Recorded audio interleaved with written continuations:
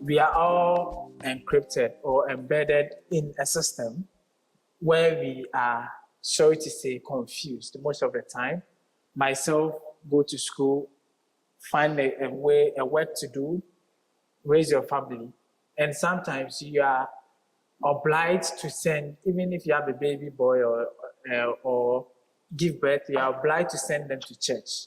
So there are traditions we followed over time, and in law, or most of the history we have, we are told there was a system in Africa before the arrival of the colonial masters. Are we at this point going to break down the architectural framework which already exists before we came, or we are going to continue it? Technology comes into play, the future of Africa. Are we going to destroy it, or we are going to rebuild or assimilate? That would be the third question. So if you are ready, you can pick the mic. Where do we go from here? We are at the crossroads. Where do we go from here? Let me start. Okay. So great. I am Bronson. Yes. If you're asking whether we have to neglect, reject, or break down the already existing architectural whatever foundation we have as Africans, it has already been broken, to say the least. Okay. Because I mostly say Africa today stands as a fork in the road. So with so many diverging. Now, in a system where politically, culturally, spiritually, and economically, yes, we have been washed already. In a system where we have been told to practice liberal democracies, when our societies are communal, oral, and intergenerational, not individualistic and transactional, it means they've already washed away the foundation you are talking about, okay, or it has already been broken. So it is not whether we are putting it aside or we are breaking it down to, it has already been done before even you and I existed. So the question is, what do we do to make sure we localize the systems or the institutions that we copied from the Western world to aid our development? Okay. Because it has been broken. So we practice parliamentary system, yes, in an oral tradition society. Yeah. Before parliament, we had councils, elders, and other ones who sit under palaver trees and solve issues. Yes. Yeah, I'm not saying we should go back to that system, but then we can improve on that system and have our own institutions and policies and systems that are localized to suit our development. So to say the least, it has already been broken. Let me give the mic to someone else. I don't know what you mean by it has already been broken, but if anyone can pick up from his angle, when you say it's already been broken, how do you mean? Okay, so for the foundations you talk about, you said before democracy, before even the system of governance, structures existed even before the Westerners stepped in, right? Yes. And structures like religion. So religion still exists. It still exists. So what is the most dominant religion in the country currently? Christianity. In Ghana, Accra, Ghana, Christianity. What is the least? African traditional. So it means that the system had already been broken. The structures we were talking about, our systems of serving justice had also been broken. Our system of governance, for instance, where we look at people with wisdom, people with capabilities, and make them leaders. Now it's a system where we have to go to the ballots and vote for people who are more influential and more richer or wealthier. Not necessarily people who are more capable or people who had wisdom. Okay, so to your point, the traditions or the African system has been broken already. Okay, I think we are on the same point. I don't know if you would like to say something. But at this point, when I say we are at the crossroad, I mean we have the conscience. That's why we're having some discussions like this. Because before here or before now, we wouldn't even touch things like Christianity. We wouldn't be having conversations like this. We wouldn't be asking governments for accountability. We wouldn't have things like fix the country. We wouldn't have people revolt and all that. Do you understand? Yeah. So the system has been penetrated, but there is a level of consciousness rising. Here, Africa is rising. We are trying to bring events like this together. We are trying to build our own, localize our own. They are all factors. But at this point, are you going to break down, let's say, architecture? You know, the Roman civilization has an architecture we use for our buildings, the roofing and all that. Are you going to break it down, or you are going to build from there? What is the solution from where we are? What's the solution? Okay, so what I have to say is that every time you want to do something, there's already a precedent. Yes. The level we have reached now as a country or continent, we can't say we want to go back to break down any system. But we already know the systems we have that we can localize, major on them, build on the ones that we have adopted from outside. Because already before airplanes were made, there were birds. Birds were looked at to make things like airplanes for movement. That doesn't mean that they actually created their own thing they looked at before making. Do you get what I'm saying? Right. So our system that we have now has already been broken, as he said. Yes. It's already something that we cannot say that we are developing. But what we have is the colonial masters giving us something to look at. Yes. We can adopt, make it local, but competitive worldwide. Okay. Do you understand? Yeah, so that means we have an opportunity to build at this point. Because when you look at the European world right now, it's just like this, because the system is already built, it's concrete. And any railway line you cut would destroy the whole system, in the sense that it's going to delay time and everything is so systematic. But we right now have an opportunity, because we have the arable lands, we have whatever space to build the railways we want to build and everything. So that means we have a greater opportunity at this point to build, right? But where do we take it from? Looking at where we are right now, I think, Rich, you wanted to say something earlier. Okay, so. Okay, so I think I just want to bring another perspective. Yes. I think the most important thing is to know where we come from. We don't come from 68 plus years of independence. True. That's very small. True. We come from some almost 1,000 years. So things were existent before. And I'm picking from where Abigail ended with. People looked at birds and they could design airplanes and all that. We had horses. We had donkeys. Now we pay for them as sports. And we go to watch. We've lost all our horses and our donkeys. In fact, we prefer cars to horses and donkeys. Is that not a good solution? Because getting here, how long would it have taken? It makes sense. If you were using a horse. I'm just trying to talk about the uniqueness of our origin. Yeah. More than the improvement, so to speak, because the improvement is quite expensive. Just imagine if we had 70% of our transportation, typical horses, donkeys. That means you'll be here tomorrow. Well, that makes sense. What you're saying makes sense. Yeah. So in our bid to basically work with speed, we are losing our personalities, our values, our identities.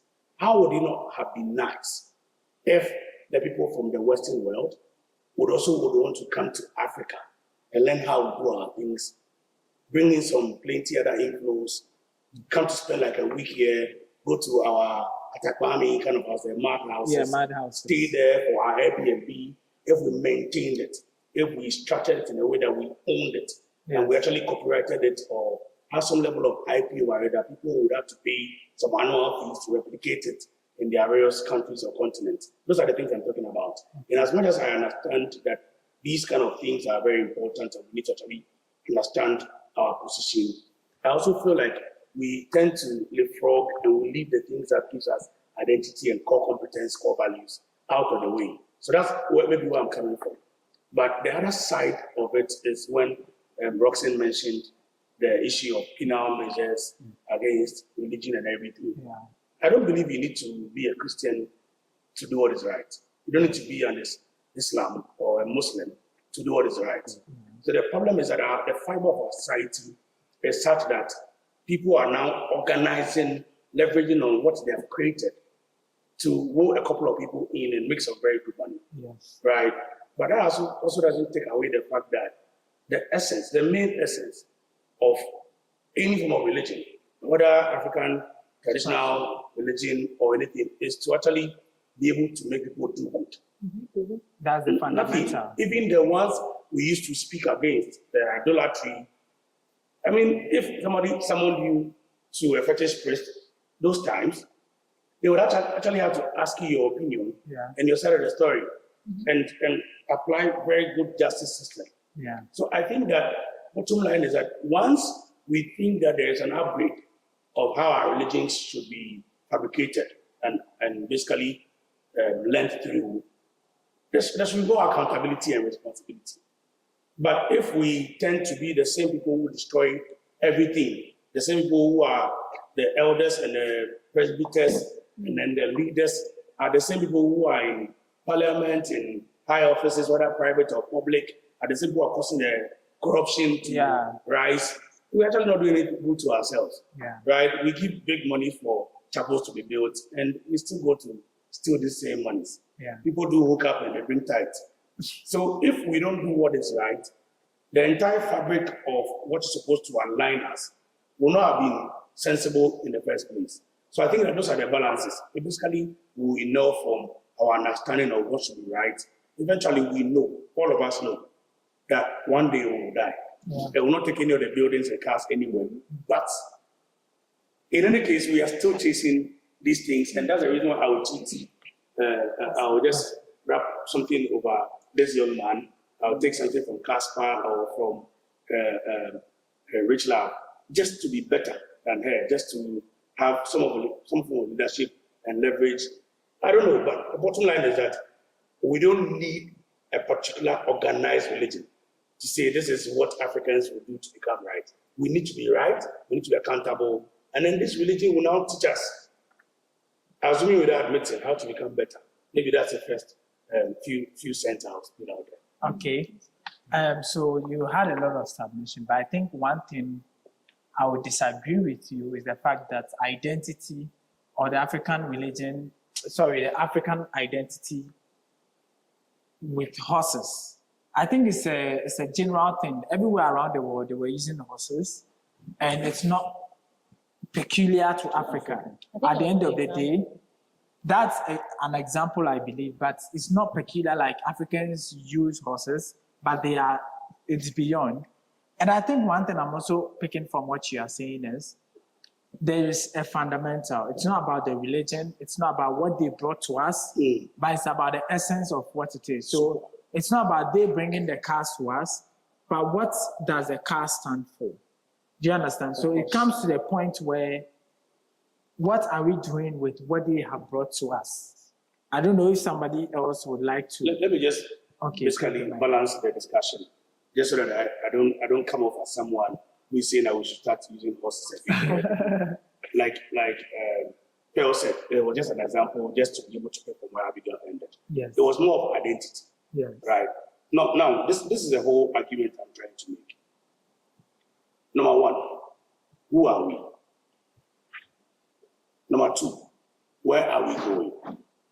Number three, what is the difference between me, black, as we would term it, African, versus another black in a system from maybe the US, right?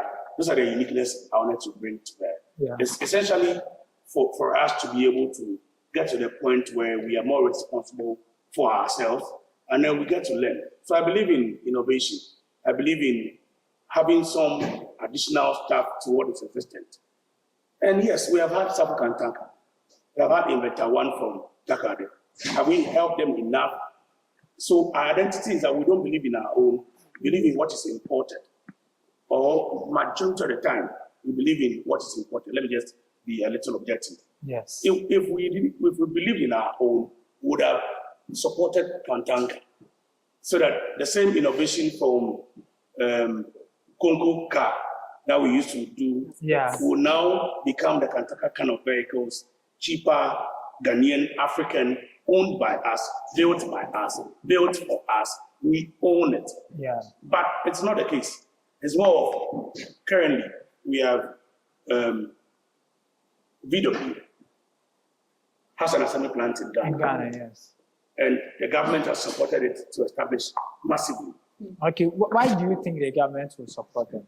Because VW will bring what you call FDIs, foreign direct investment. Yes. Right? Yes. But then the question is, in the long term, they will still export their margins, expatriate, like they'll just be able to transfer that back to their countries. Yeah. But if we have built our own to become an internally generated fund, it will stay internal as much as it should. That's the kind of differentials I want to bring. Okay, sure. So I think somebody wanted to pick from here. Okay. With what you just said, that we should build our own, with the car example you just made, cars, we don't know anything about cars. Cars is not part of us. We adapted it, we saw it from somewhere, we adapted, they brought it to us. So the company that they've set here, I think what we could do more is to rather recruit more people to go and learn from what they have brought. If you say we don't know much about cars, I would like you to, because I'm talking about the old system. If we are okay, talking so about the what- invention of invention cars. of Okay, cars, no. It's not Yeah, our system. okay. It's not part of us. Yes. Okay, so what I'm trying to say is, they're bringing it, establishing it here is a good thing for us, where we can leverage on and learn more of it. Then if they move, we can still produce it here.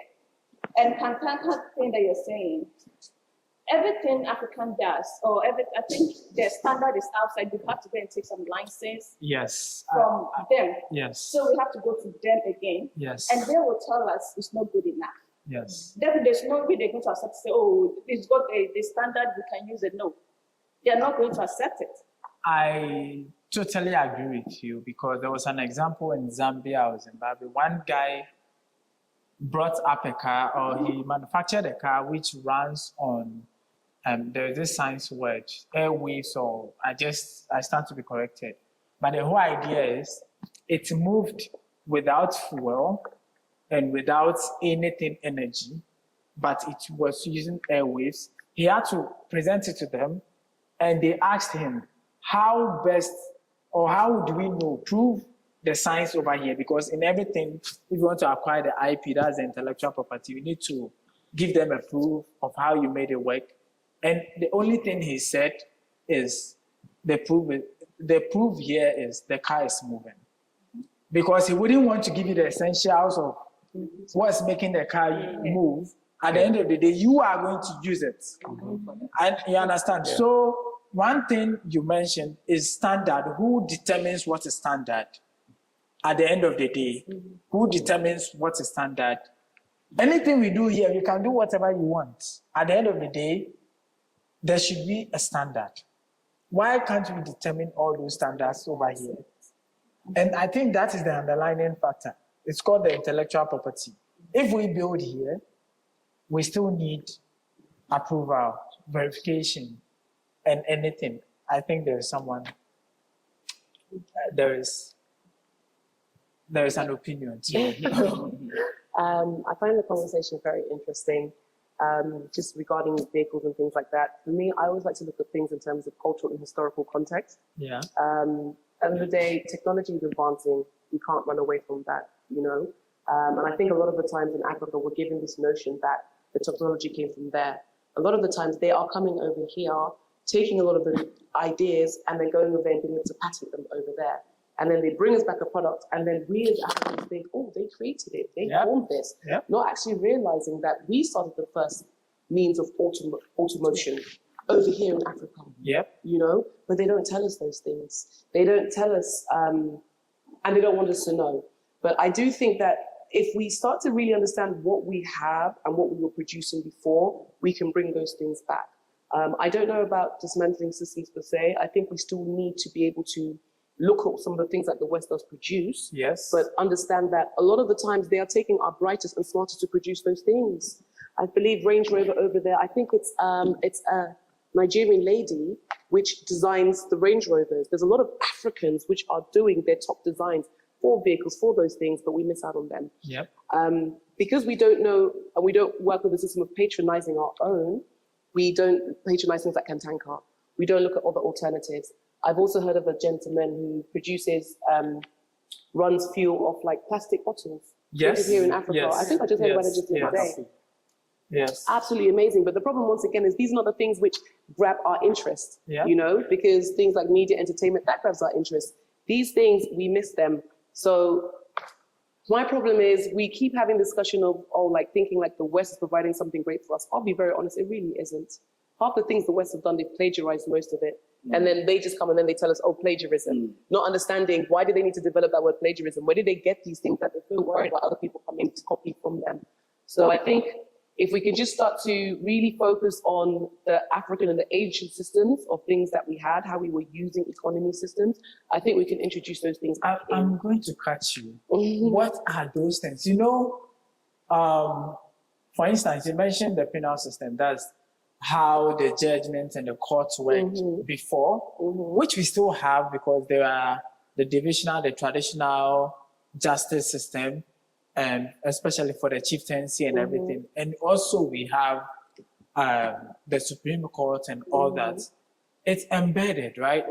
We can see or we can experience the traditional courts. That's, for example, the Asantehene moves. We know how it looks like, and we were told historically, this is how the Mamponhene and everything, and they are oral, like you mentioned. And if I tell Abigail tells the next person before it gets to you, of course, there are some content or elements we miss at the end of the day. So how do we know what was there before? Do you understand? I do, but once again, I think history, textbooks, just I'm saying literature, it's in there. But the literature that we're given here in Africa is not the same literature which have exposed to us. You know, there's so many books like From Babylon to Timbuktu. There's many things when we look at the certain kingdoms that were here, the Mali kingdoms, you know, things like that. There's a lot of history that we miss, and because we're not going into that history to know, because that history is there in the West. I can go to our libraries, and most of the time there's hundreds of books on how our African systems were moving economy-wise, how we're moving with agriculture, all those things to which they still patent now.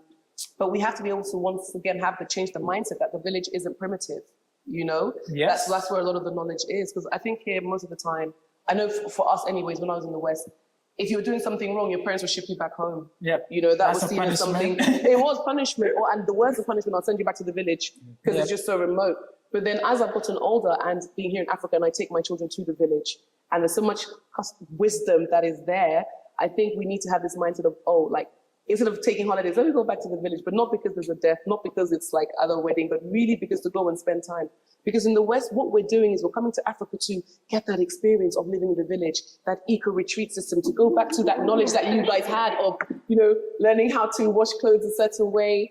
It's like, for me, I'm coming here, and I'm very fortunate how I've been raised, but then I realized I was raised as to be white in the West, as much as what certain cultures, certain things were there. Coming back now, seeing just simple things, even like the neem leaves, you know? You guys have this everywhere. Do you know that neem oil, the properties that it has? I see you not burning it like it's nothing, but over there in the West, when I was trying to get neem oil, I'm exporting it from Africa to bring it in, the price we pay for it, because we understand the natural benefits, the properties, all the rest of it, because we have that research, we have that understanding. But over here, it's something that's just so overlooked.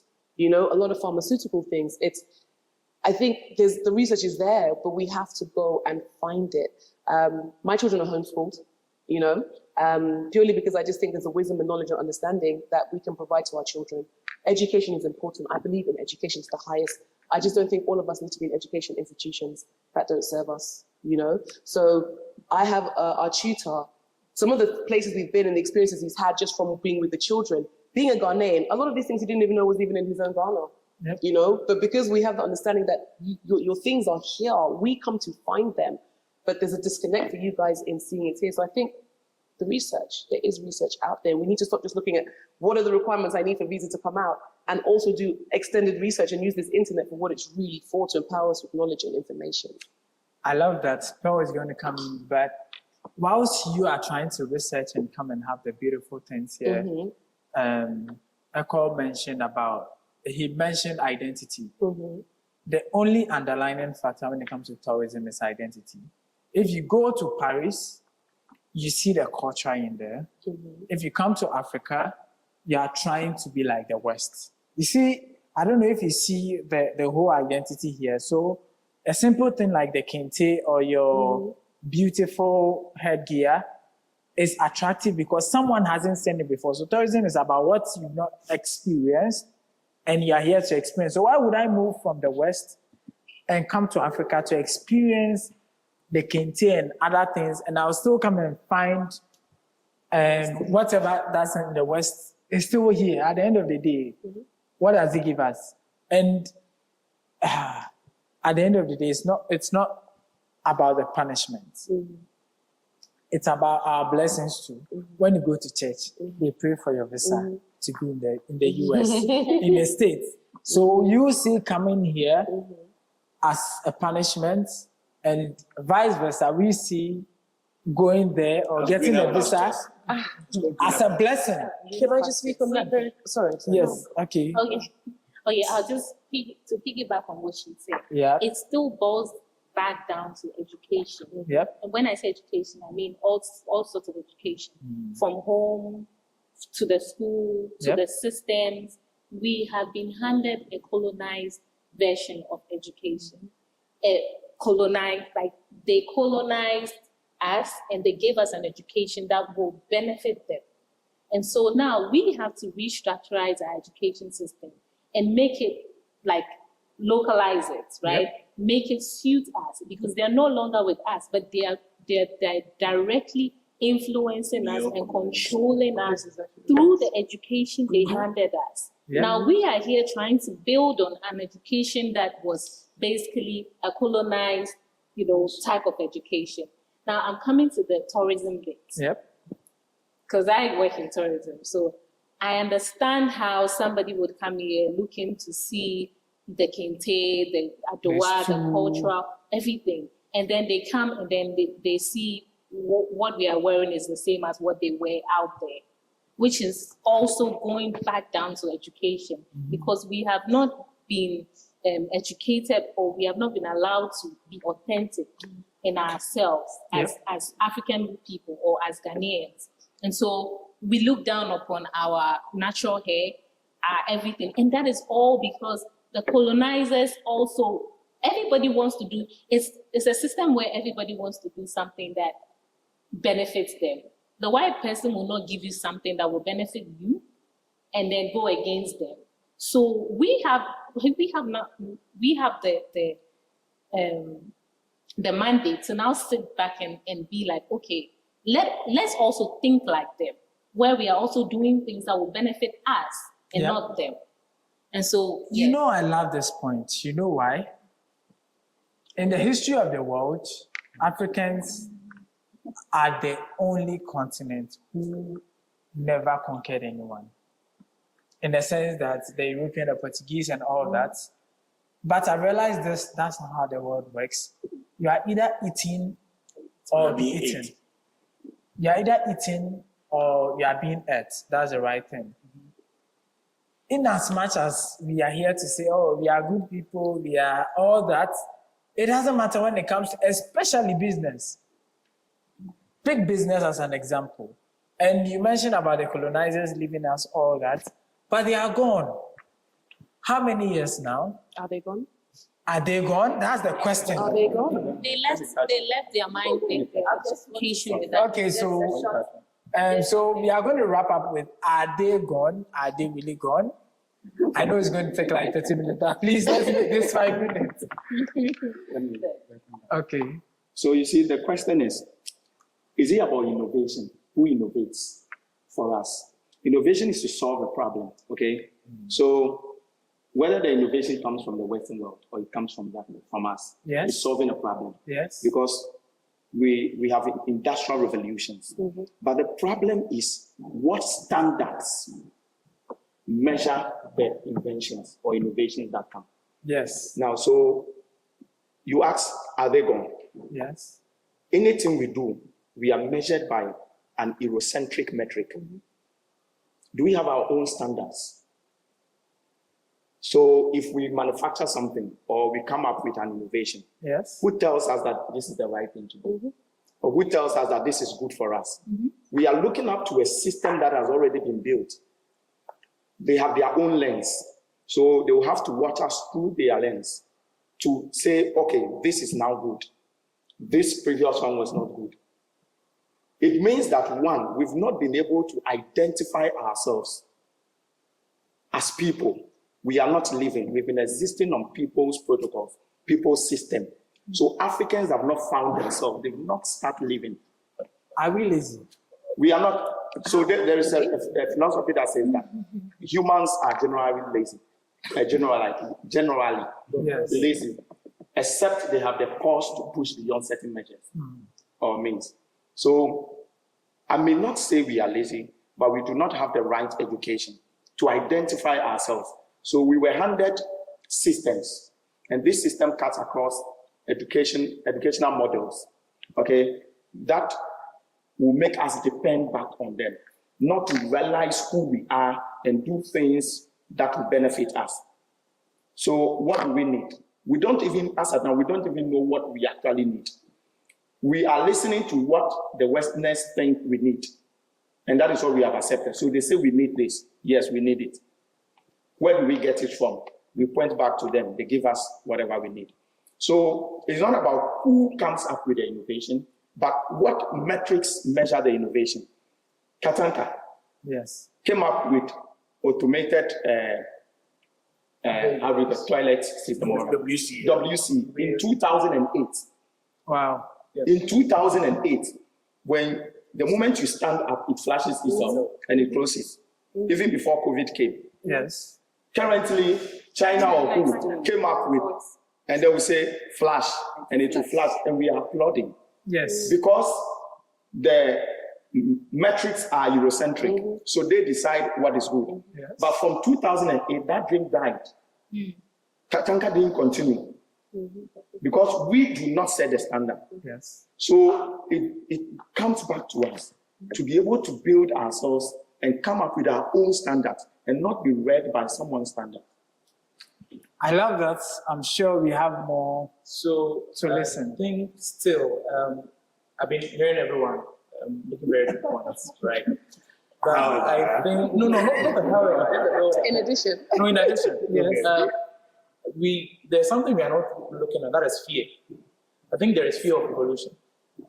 We are afraid of the fact that if we become who we are meant to be, we are not going to be accepted by the Western world, right? So it's like, okay, if I become who I am to be, I'm just going to be here. I'm not going to go out of that circle. You get it? Let me give an example of one of our African countries, Burkina Faso. Yeah. I always admire him a lot because he puts down fear and then he decided, I'm going to do things my own way. Yes. And in a few years now, Burkina Faso is just developing, like way beyond what we ever imagined. Yes. So it's like we have now become like a beacon, like you said, a beacon of in Africa. Everyone wants to, okay, fine, I also become who I am meant to be. And most African countries right now are afraid. If I follow in that footsteps, am I going to be safe? Ibrahim right now is a target for a lot of the Western world, France, for example, and then the people in there are kind of protecting him. Yes. Right? So, like I said, for everything we've said, the question is, are we ready to leap out of that fear bubble where we can do things at home. We can produce automated cars. Like when you clap, when you clap, it moves. Right? It opens and I starts. think he even bought a television. The television where when you clap and when you speak, it works. Are you ready to bring back all those and say, I am going to work on them, whether they accept it or not? I am going to move on, or we are still going to. But the moment we still reach for the Western affirmation, where they have to Verify. then that means we are still there. We are not going to go anywhere. Okay, so we are going to wrap up with what he said. And the reason I love this part of what he said, the fear, is the fear from religion, culture. Is there a heaven? Is there something, should I do good because, like you said, I have to go to heaven? Or I'm doing good because I'm helping the next person? The fear of the unknown is one of the biggest reasons we are where we are today, because as a doctor, as a lawyer, as whoever you are, in your master's degree and everything, are you ready to let go of those things? Because all those master's degrees are standard by the Europe system or the West. They are metrics by the West, right? That's the educational system we place together to measure your intelligence. But she rightly mentioned intelligence is beyond the books. Wisdom is there, and we have other things that we could measure with. So we are going to finish up with Pearl's submission.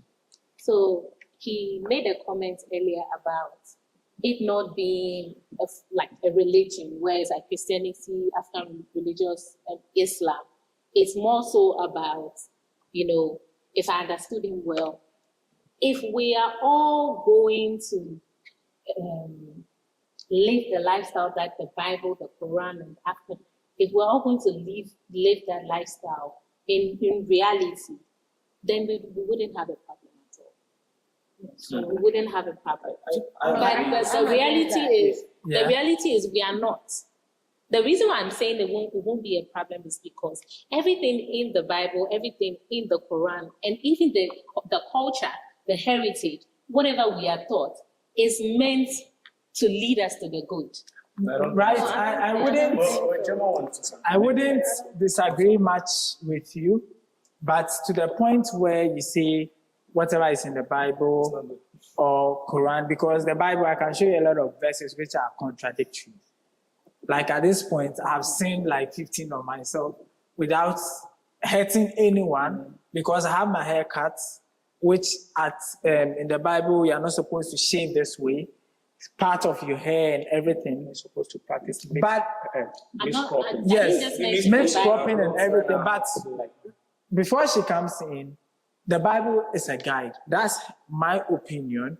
There are the good Quran things as well. I and didn't the just bad speak about things. the Bible. I spoke about The good and the bad, and you pick what would help you. Just like I can look at her lifestyle and pick. I don't know Mary from anywhere. I don't know anybody. But I know Barack who has taught me a lot of things. So I can pick him as one Jacob or somebody. So please come in. Thank you. I want to also say, not in the form of a summary, but a suggestion, that it's going to be a kind of a mindset thing. Yeah. So we reset our minds and decide that we're going to look at what we already have and to improve on it, to project what we have, instead of copying.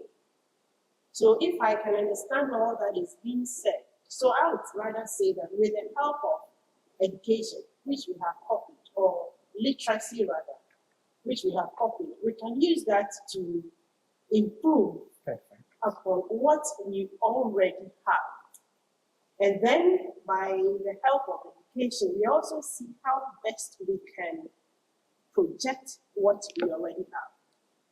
Because all the things that they claim to have brought, like my sister said, we already have them. So then they come and we put ours aside and want to embrace what they have brought and try to use it and all that. So the bottom line is the mindset, the decision to look within, see what we already have, how we can project it, how we can maintain it, how we can develop it, and make the best out of it. I think these are the things we can think of. Perfect. I think we just ended this session.